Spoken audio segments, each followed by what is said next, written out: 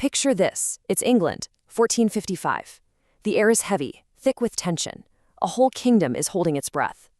And on the horizon, two armies appear. You can see their banners snapping in the wind, the glint of steel in the pale light. But here's the thing. They aren't marching to fight a foreign enemy. No, they're marching to fight themselves. Englishmen against Englishmen.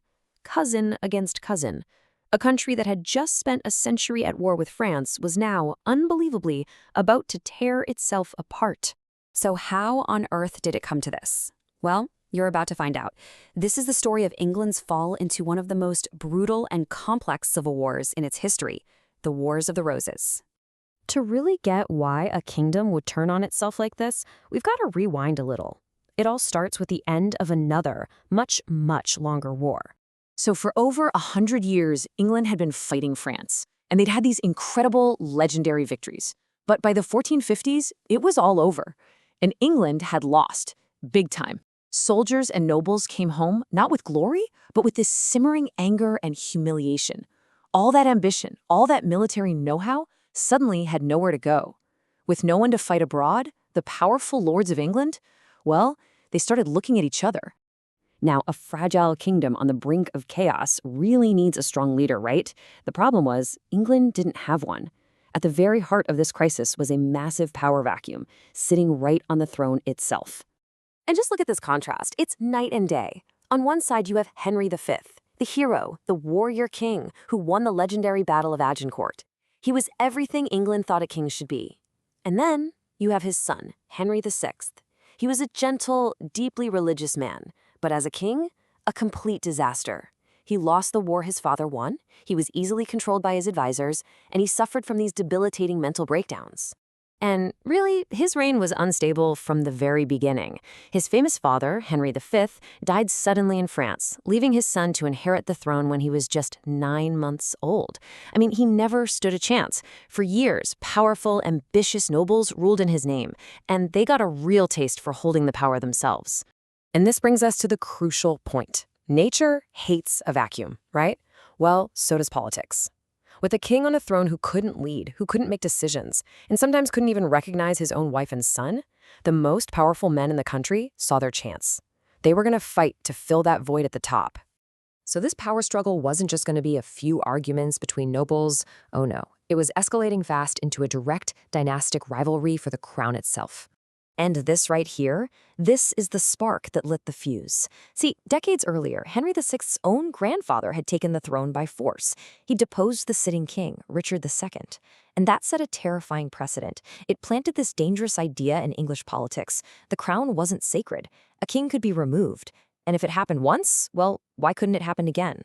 This is what makes it all so messy. This wasn't just some random power grab.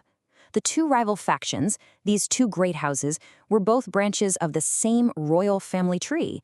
Both could trace their lineage back to the great King Edward III, which gave both of them a very real, plausible claim to the throne.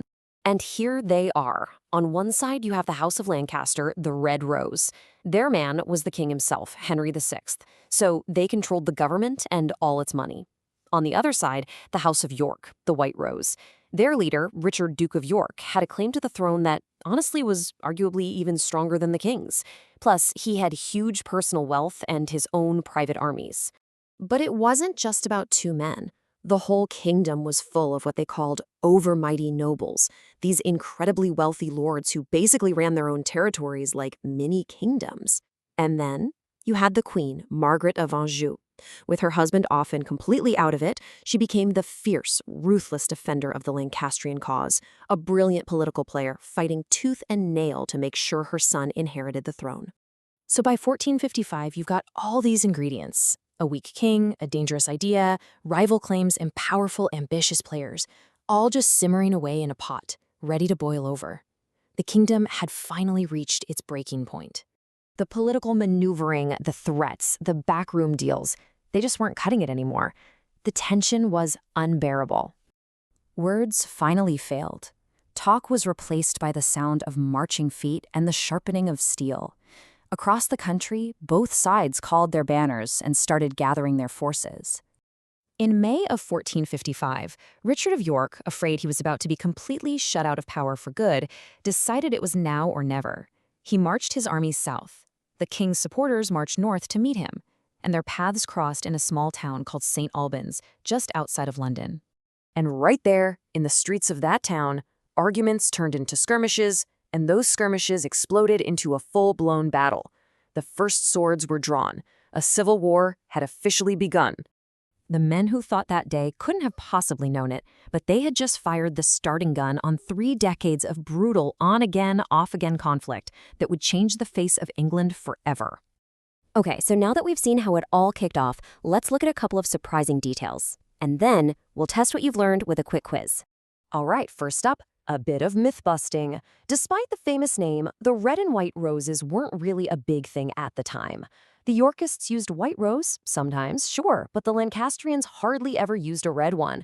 That catchy name, the Wars of the Roses, was really just made popular centuries later by writers. See, history loves good branding. And check out this incredible irony.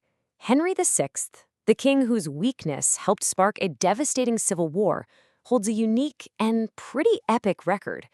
Because of when he inherited the throne, he is the only monarch in history to have been officially crowned King of England and King of France.